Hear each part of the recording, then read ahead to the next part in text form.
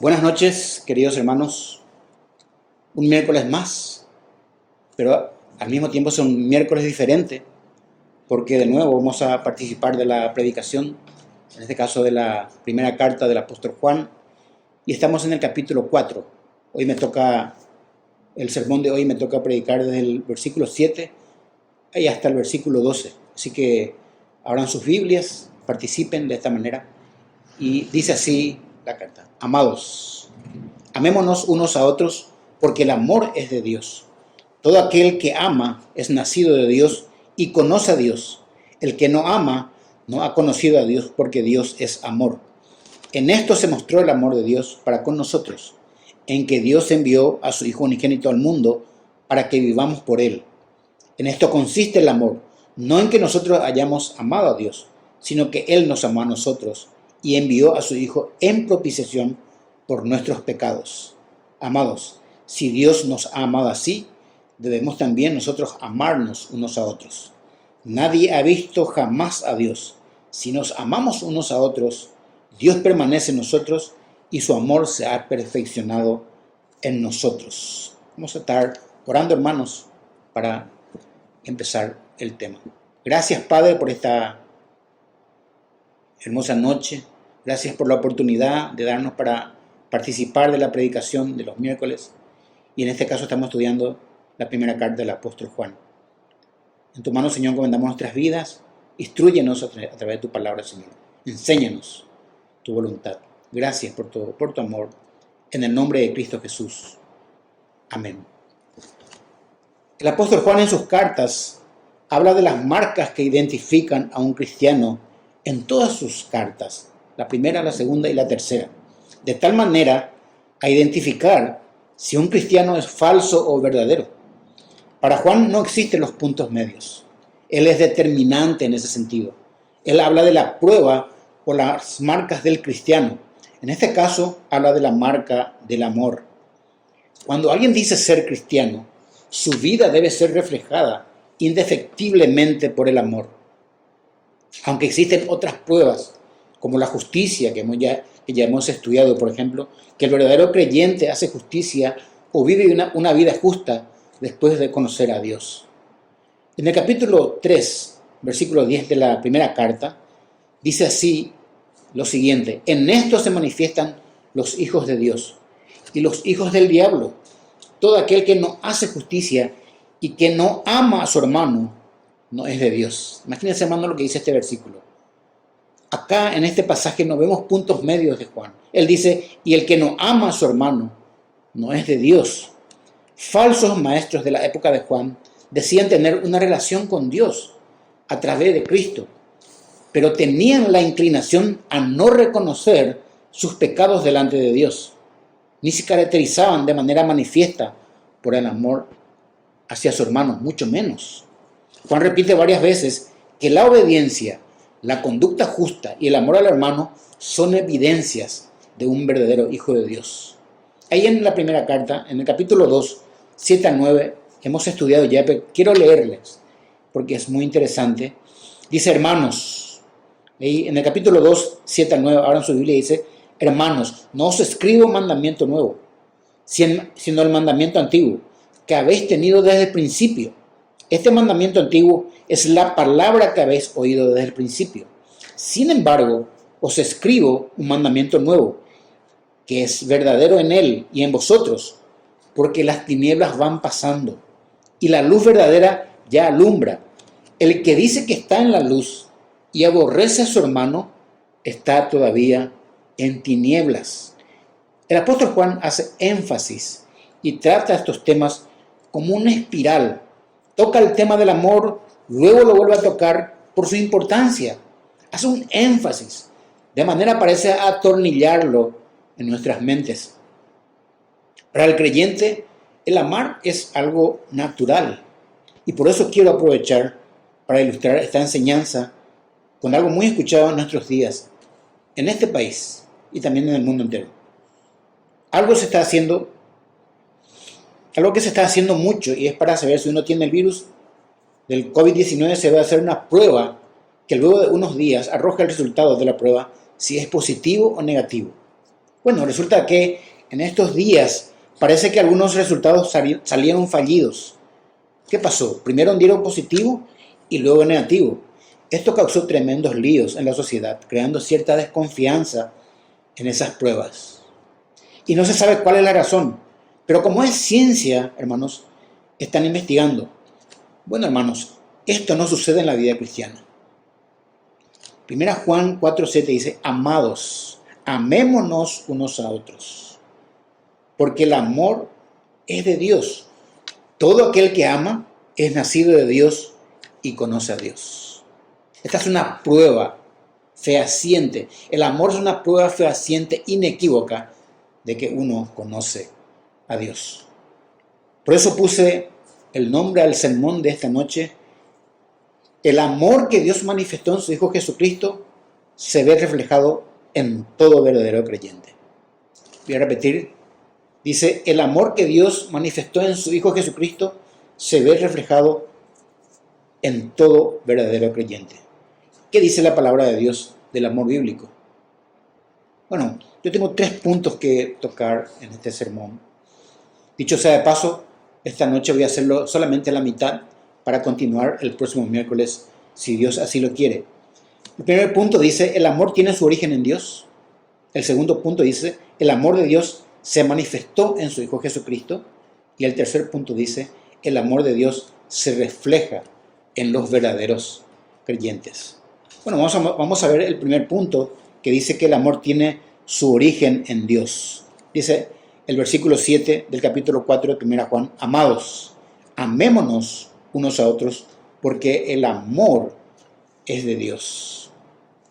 En los versículos anteriores, el apóstol Juan venía denunciando en su carta conductas propias de personas que no conocen a Dios, refiriéndose a falsos maestros y a personas que los seguían y los escuchaban. Esto trae consigo a falsas doctrinas que provienen de un espíritu de error. Esto vimos con Hugo Menzel.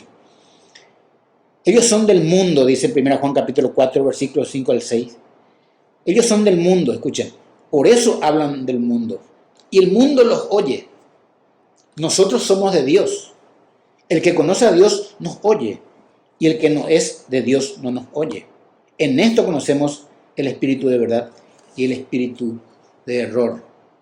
Juan hace una separación discriminando a personas que no conocen a Dios directamente, diciendo que esas personas no les escuchan y manifestando que las personas que conocen a Dios, estos sí les escuchan.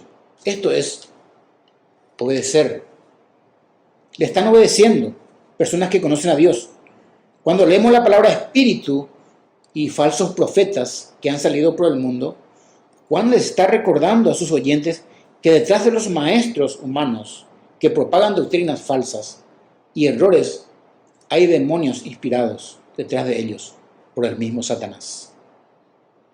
Ya Lucas había escrito en Hechos capítulo 20, versículo 28 al 30, en los inicios de la iglesia, lo siguiente. Dice Hechos 20, 28 al 30, por tanto, mirad por vosotros y por todo el rebaño en que el Espíritu Santo os ha puesto por obispos, para apacentar la iglesia del Señor, la cual Él ganó por su propia sangre. Porque yo sé, dice el apóstol Pablo, que después de mi partida entrarán en medio de vosotros los rapaces que no perdonarán al rebaño, y de vosotros mismos se levantarán hombres que hablen cosas perversas para arrastrar tras sí a los discípulos. Una buena prueba de un verdadero maestro es que siempre habla con la palabra de Dios. Y en segundo lugar, los falsos maestros están dentro de la iglesia y no afuera. Otra prueba de que uno es un genuino cristiano es el vivir el amor práctico. Por eso el apóstol Juan les pide algo que ellos poseen en ellos, los que han nacido de Dios, y es el amor. La Biblia dice, el amor pertenece a Dios. Bueno, el amor de Dios, podríamos nosotros preguntarnos cómo se manifestaba en el Antiguo Testamento. Muchos de nosotros podríamos pensar que Dios no expresa mucho la palabra. Saben que, hermanos, hay mucha gente que están diciendo que el Dios del Antiguo Testamento no es el mismo del Nuevo Testamento. Y eso es un error doctrinal, hermanos. Dios expresó mucho la palabra amor en el Antiguo Testamento. Tuvo su ética de amor en el Antiguo Testamento y el amor de Dios siempre estuvo presente. Por ejemplo, las palabras que Jesús utilizó al proponer el deber de amar, como un resumen de la ley, los toma textualmente de 2 versículos bíblicos del Antiguo Testamento. El primero, Deuteronomio 6:5, dice así: y amarás a Dios, a Jehová tu Dios, de todo tu corazón y de toda tu alma y con todas tus fuerzas. Ahí expresa, y Dios dice, y amarás.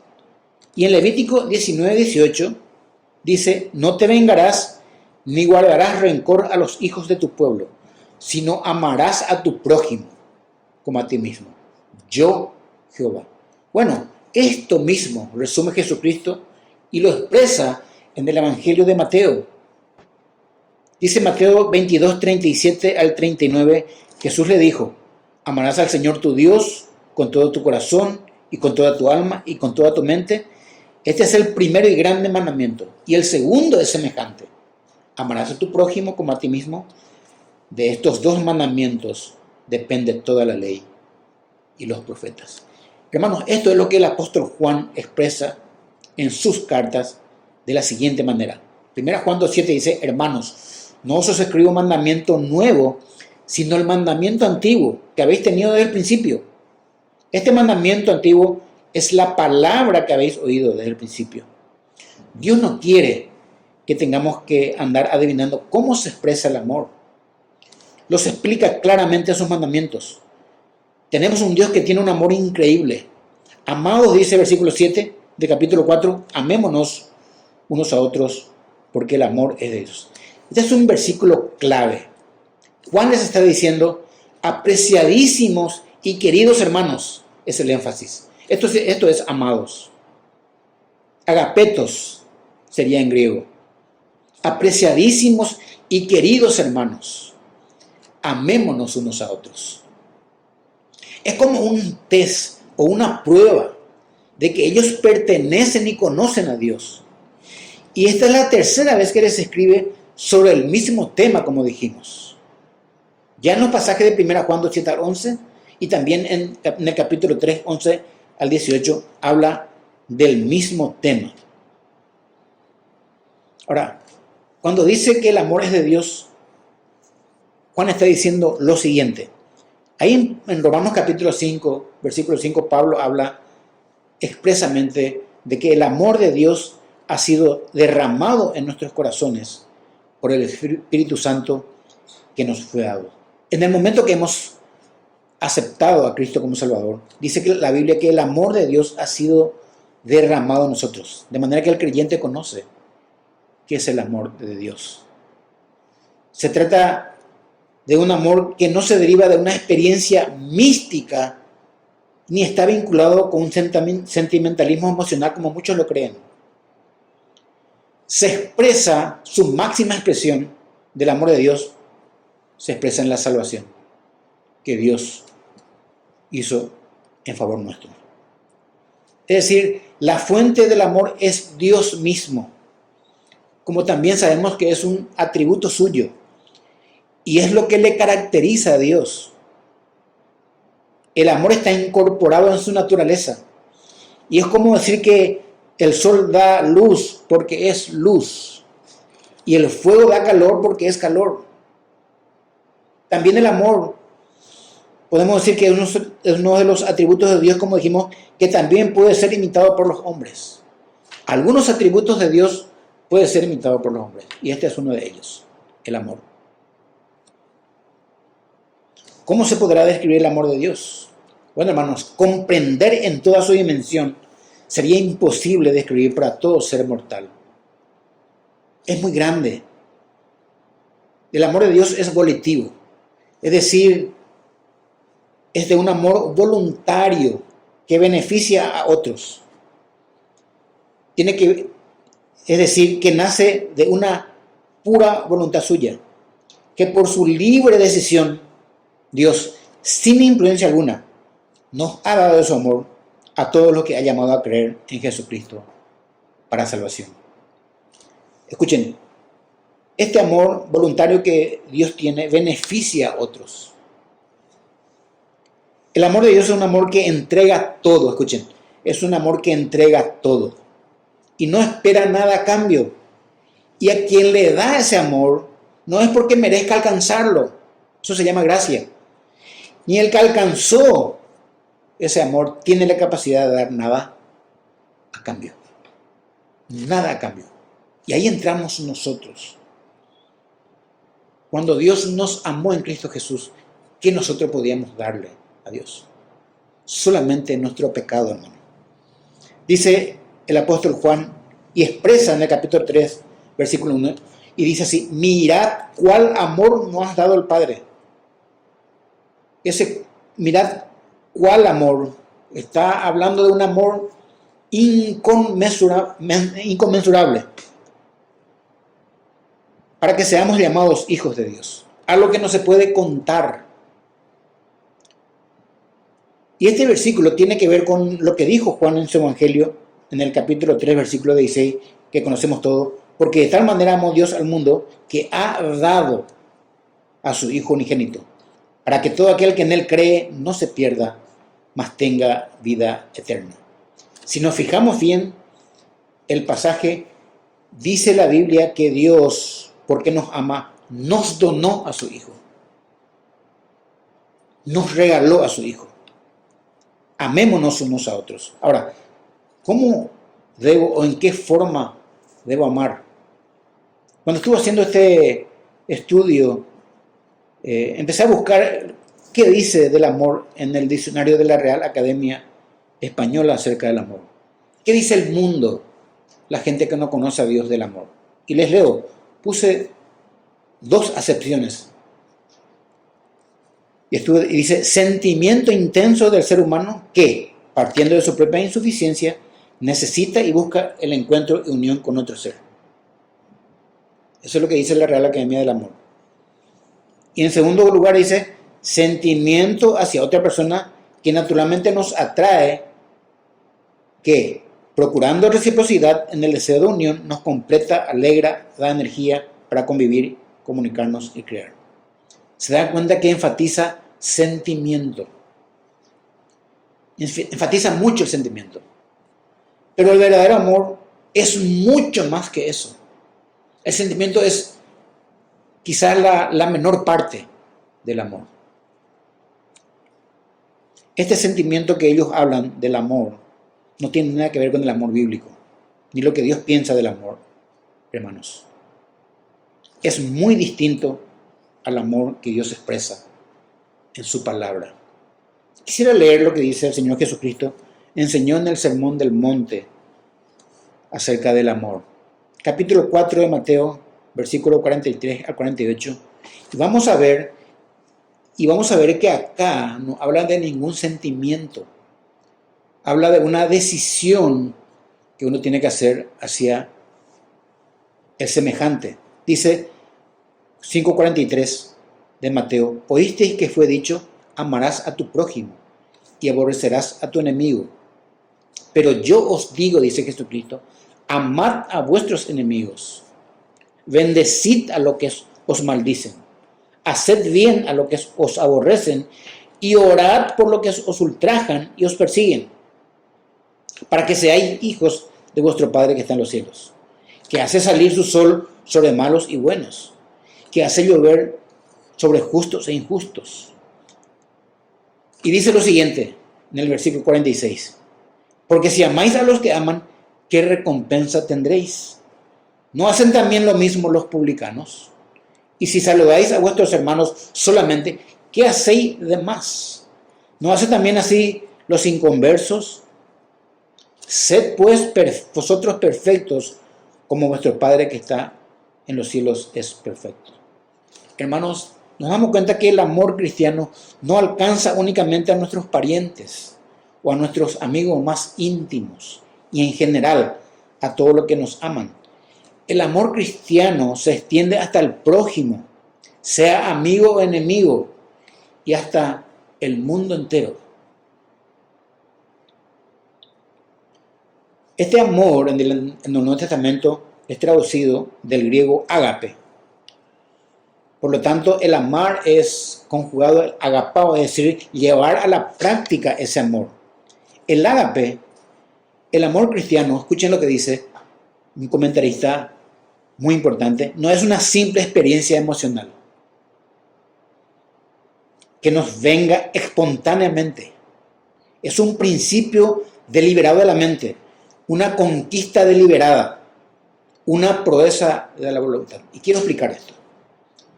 Muchas veces, hermanos, no vamos a amar a los demás esperando que un sentimiento nos impulse a amar. Eso muchas veces no va a ocurrir en nuestra vida. Él dice, es la facultad de amar lo que no es amable, de amar a la gente que no nos gusta, inclusive. Muchas veces el amar será por, escuchen, decidir obedecer a Dios. Amaremos así hasta lo que es imposible amar. Hay un ejemplo que quiero dar, el hijo de un misionero llamado Jim Elliot, que vino a evangelizar a los nativos de las selvas del Ecuador allá por 1956. Tuvo que bautizar este hombre,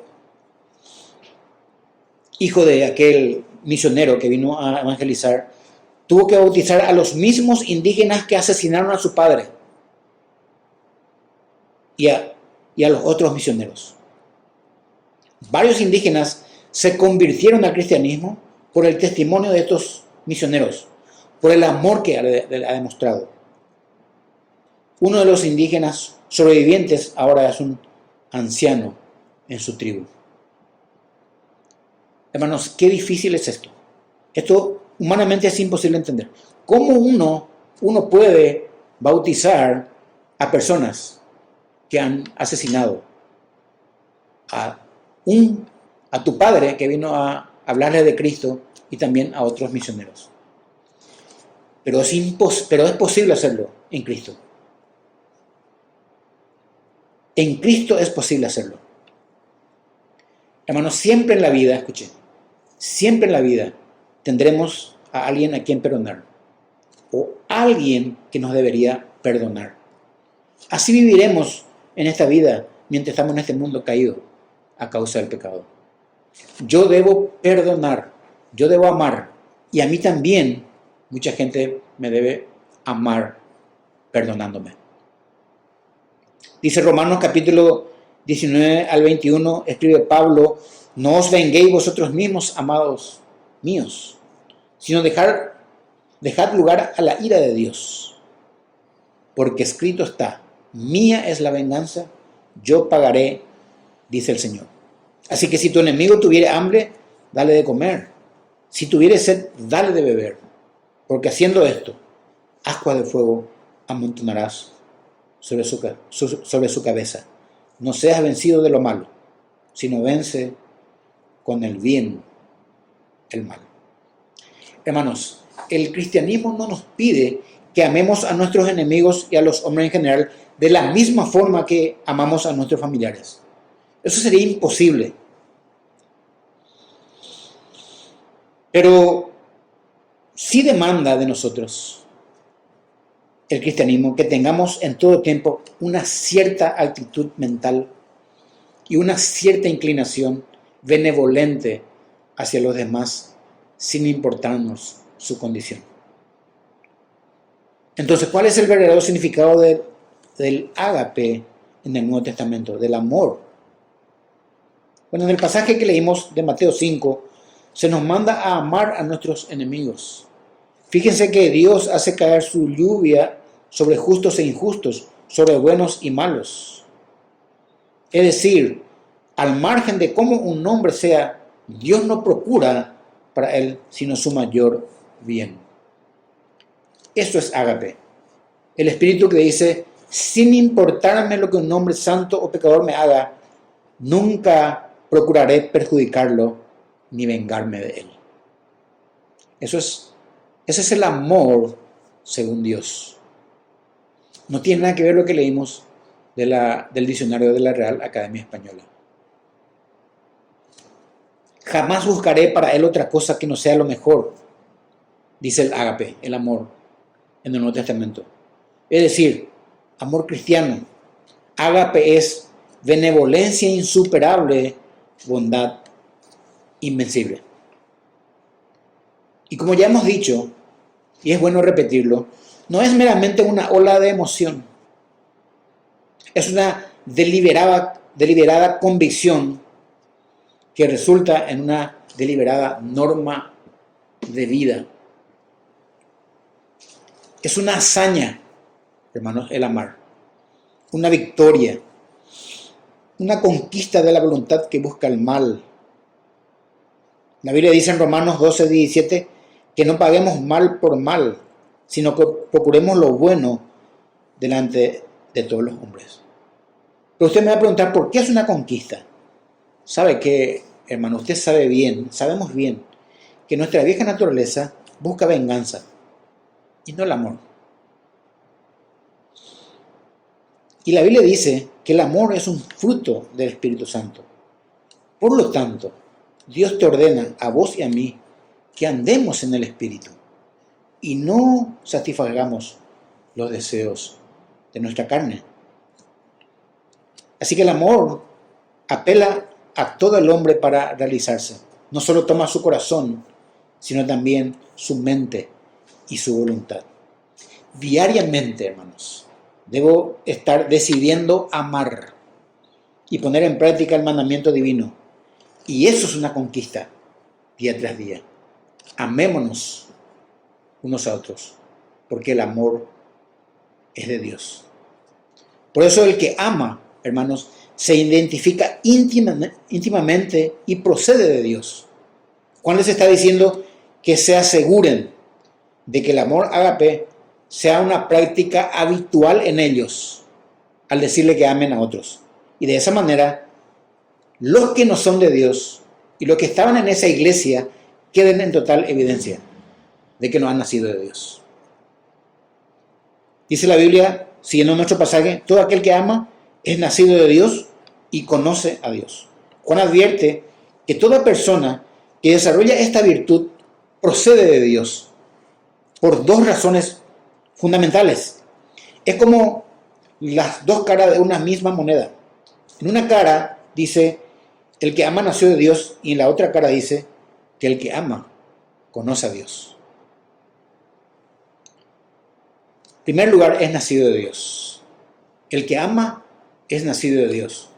Dice todo aquel que ama, en 1 Juan capítulo 5, versículo 1, dice, todo aquel que cree que Jesús es el Cristo es nacido de Dios. Todo aquel que ama al que engendró, ama también al que ha sido engendrado por él. Quiero decir, parafraseando este pasaje, el que ama al Padre, escuche, el que ama al Padre ama también a los hermanos, a los que Dios el Padre engendró. Este es uno que ha nacido de Dios, un verdadero seguidor de Jesús. El amor al que Juan se refiere es el amor divino y perfecto que Dios ofrece únicamente a los suyos. Como ya mencionamos, que Dios ha concedido su amor solamente a lo que Él salvó. Acá la palabra nacido significa ser engendrado, dar a luz. En este caso, el creyente ha nacido de Dios.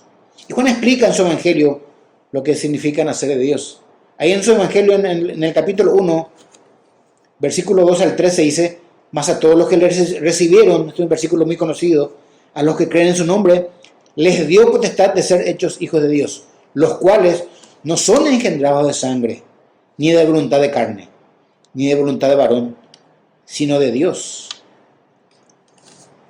Dice la palabra de Dios que los que tienen la potestad o el derecho de llamarse hijos de Dios son las personas que han sido engendrados o han sido dados a luz espiritualmente por Dios. Son los que han creído en Jesucristo como su Señor y Salvador. Como dice Juan, que los hijos de Dios son los que han sido engendrados por voluntad, son los que no han sido engendrados por voluntad de varón, es decir, por los padres biológicos. Este nacimiento que habla Juan es de Dios mismo. Por eso se dice que el cristiano nace dos veces. El primero es el nacimiento carnal, que es por medio de los padres humanos. Luego viene el nacimiento espiritual, que lo hace Dios en el nuevo nacimiento. Esto es espiritual. ¿Qué significa nacer de Dios? Jesucristo tuvo una larga conversación con un líder religioso llamado Nicodemo acerca del nuevo nacimiento en Juan capítulo 3, ¿se acuerdan? Jesucristo advirtió a Nicodemo que para entrar en el reino de los cielos habría que nacer de nuevo, lo cual Nicodemo no comprendió hasta ese momento lo expresado por el Señor Jesús. Jesús le dijo que no está al alcance de ningún ser humano que ha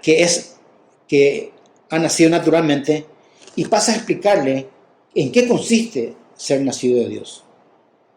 La Biblia lo llama a esta doctrina la regeneración. Juan capítulo 3, versículos 5 al 8 dice: respondiendo Jesús, de cierto te digo que el que no naciere de agua y del Espíritu no puede entrar en el reino de Dios. Explica Jesús. Lo que es nacido de la carne, carne es. Lo que es nacido del Espíritu, Espíritu es. No te maravilles de lo que te dije. Os es necesario nacer de nuevo. Le dice que el nuevo nacimiento no puede ser comprendido ni está al alcance del entendimiento de un hombre natural. En el versículo 8 le dice: el viento sopla de donde quiere y oye su sonido, mas ni sabe de dónde viene ni a dónde va, así todo aquel que es nacido del Espíritu. Uno puede ver el efecto del viento por las cosas que mueve, pero quien las empuja no se puede visualizar. Dice Juan: así es todo aquel que nace espiritualmente, es nacido de Dios. Solo aquella persona que ha sido regenerado o ha nacido de nuevo puede amar porque posee la vida de Dios. Tuvo una experiencia con Dios y por lo tanto tiene la capacidad y hasta el placer de amar. En 1 Pedro capítulo 1 versículos 22 y 23 dice algo interesante sobre este tema del renacido. Habiendo purificado vuestras almas, dice, por la obediencia a la verdad, mediante el Espíritu, para el amor fraternal no fingido, amaos unos a otros entrañablemente de corazón puro, siendo renacidos, ahí está la palabra, no de simiente corruptible, sino de incorruptible, por la palabra de Dios que vive y permanece para siempre. Interesante lo que dice John Piper acá. El nuevo nacimiento, dice, es la acción del Espíritu Santo conectando nuestros corazones muertos, egoístas, con el corazón amante del Dios viviente. De modo que la vida de Dios se vuelve nuestra vida y su amor se vuelve nuestro amor. Por eso tenemos la capacidad de amar lo que hemos nacido de Dios. Pero en segundo lugar dice, el que puede amar es porque conoció a Dios. Esta palabra conocer en el griego es ginosko y significa saber, reconocer, darse cuenta, aprender y entender. Incluso esta palabra se usa en la Biblia cuando habla de relaciones íntimas sexuales. Conoció Adán a sus mujeres. En el capítulo 4 del libro de Génesis. Acá en 1 Juan capítulo 2 versículo 3 dice: y en esto sabemos que nosotros le conocemos, si guardamos sus mandamientos. Juan está diciendo que toda persona que conoce a Dios obedece sus mandamientos.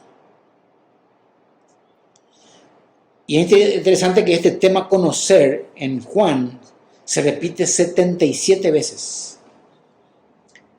Y es la segunda razón del por qué un cristiano tiene la capacidad y el placer de amar. Es porque conoce a Dios.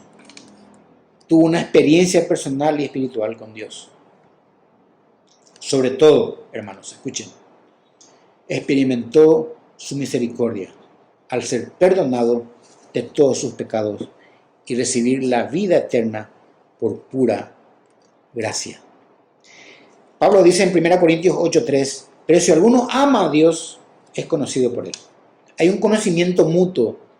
Conocemos a Dios y Él nos conoció mucho antes que nosotros le conozcamos a Él. Aquí en este pasaje el apóstol Pablo habla de quien conoce al creyente, por esa razón el creyente puede amar a Dios. Y en Jeremías 1:5 dice, aunque antes que te formase en el vientre te conocí. Imagínense, hermano, antes que te formase en el vientre te conocí, y antes que nacieses te santifiqué, te di por profeta a las naciones. Ahora, ¿cómo sabemos que nosotros le conocemos a Dios? ¿Cuál es la evidencia? ¿Cómo podemos demostrarlo esto? Ya que en 1 Juan capítulo 2, 3 al 5 dice algo muy interesante. Y en esto sabemos que nosotros le conocemos. Escuchen, si guardamos sus mandamientos. El que dice yo le conozco y no guarda sus mandamientos, el tal es mentiroso y la verdad no está en él. Pero el que guarda su palabra, en este verdaderamente el amor de Dios se ha perfeccionado. Por esto sabemos que estamos en él. En contrapartida, y contrastando esa afirmación, Juan dice en el versículo 8 del capítulo 4 que estamos estudiando, el que no ama no ha conocido a Dios, porque Dios es amor. Es interesante que el apóstol Juan nos da media vuelta para concluir y aseverar que el que no ama no ha conocido a Dios. Es decir, que el que no ama nunca tuvo una experiencia personal y espiritual con Dios. No ha nacido aún de Dios. Tiene el nacimiento físico, pero aún no el espiritual. Es lo que Nicodemo no comprendió, las cosas espirituales en la conversación que tuvo con Jesucristo. Está claro que no está a su alcance, por eso expresó lo siguiente.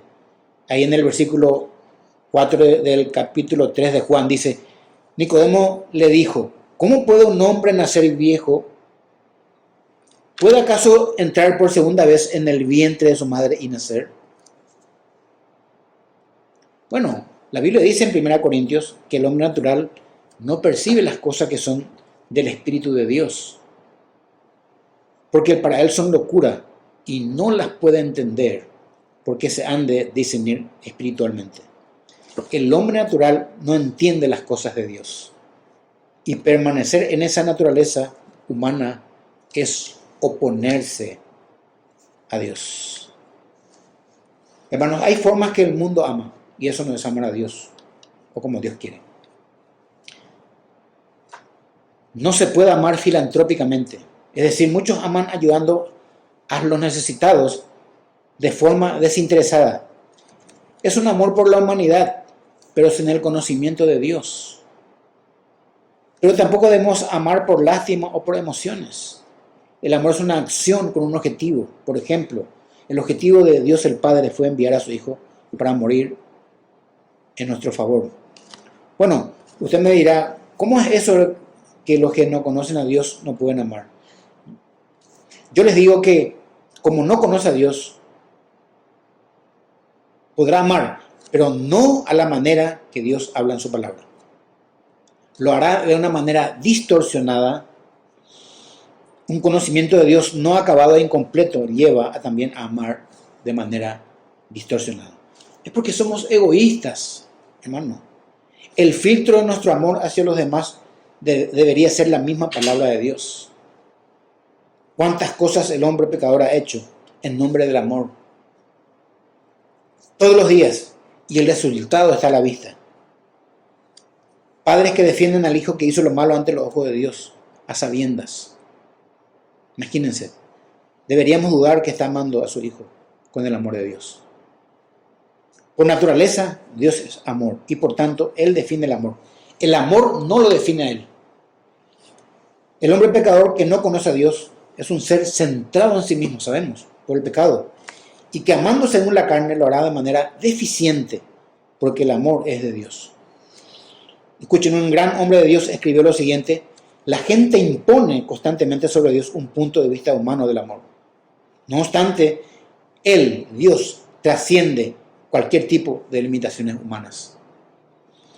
Generalmente el amor se reduce a un sentimentalismo meramente humano que no nace de Dios, sino de un corazón pecador, limitado, engañoso y perverso, como dice el profeta Jeremías en el capítulo 17, versículo 9. Engañoso es el corazón más que todas las cosas y perverso. ¿Quién la conocerá?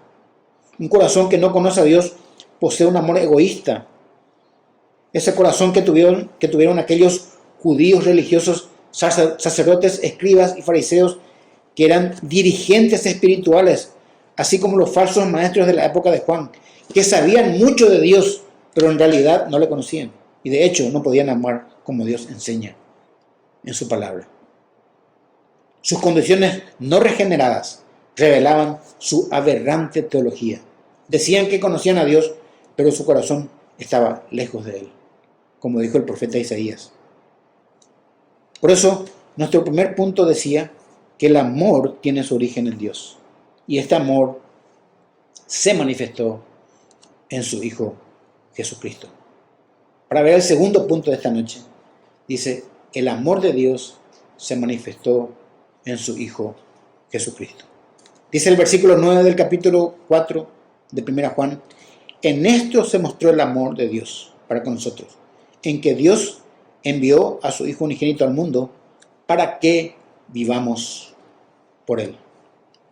En primer lugar, el apóstol Juan va a expresar algo fundamental del amor.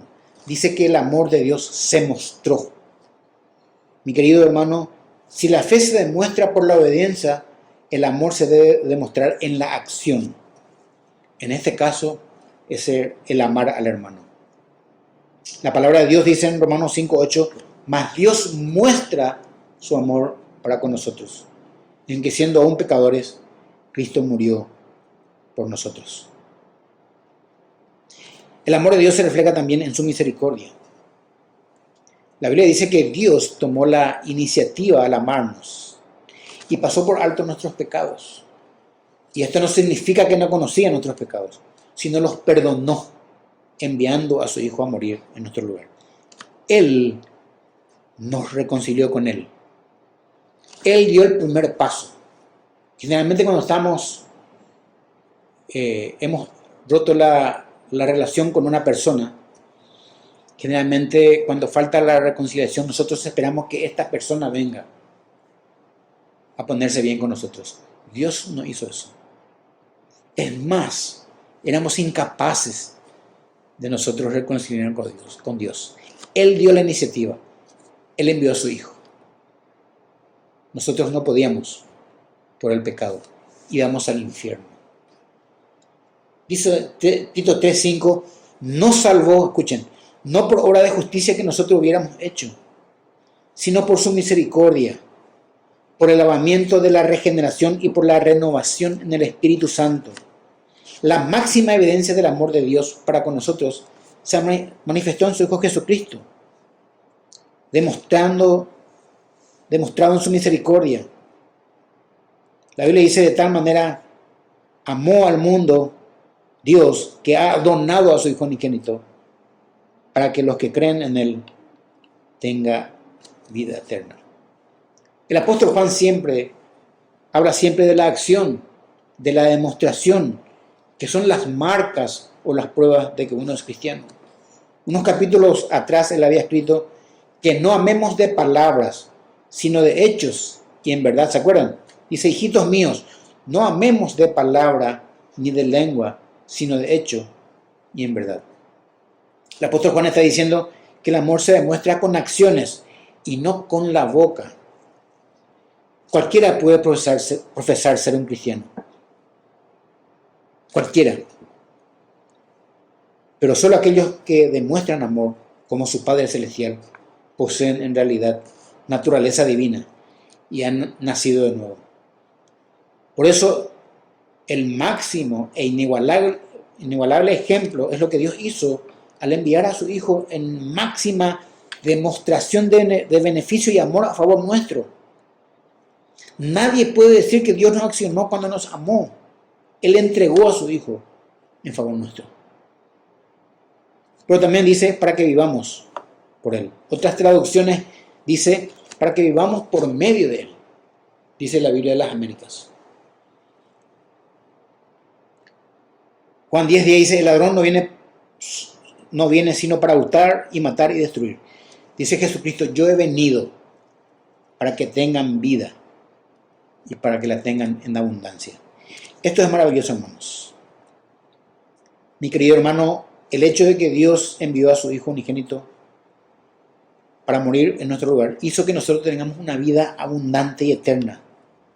Pero por sobre todo esta vida nueva que poseemos ahora ya no está ligado o subyugado al pecado. Es más, tenemos victoria sobre el pecado. Ya no somos esclavos del pecado. Aunque a veces pecamos por el pecado que mora en nosotros, según Pablo en Romanos 7:20. Él dice, y si no hago lo que quiero, ya no lo hago yo, sino el pecado que mora en mí. Hermanos, concluyendo esta primera parte de nuestro sermón, hemos visto que, en primer lugar, el apóstol Juan pide a los hermanos amarse unos a otros. Vimos que el amor tiene su origen en Dios, que el que ama conoce a Dios y ha nacido de Dios, y que Dios demostró su amor para con nosotros, al enviar a su Hijo a morir en nuestro lugar, para que vivamos por medio de Él. Por eso, hermanos, el amor identifica al verdadero creyente. Vamos a orar.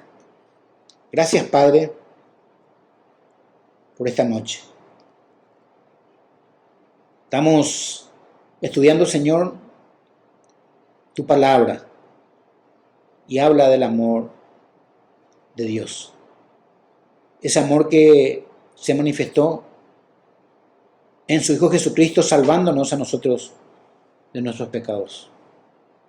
Y que ese amor debe ser reflejado en la vida de un verdadero cristiano. Te agradecemos por la oportunidad y esta noche, en el nombre de Cristo Jesús. Amén. Buenas noches.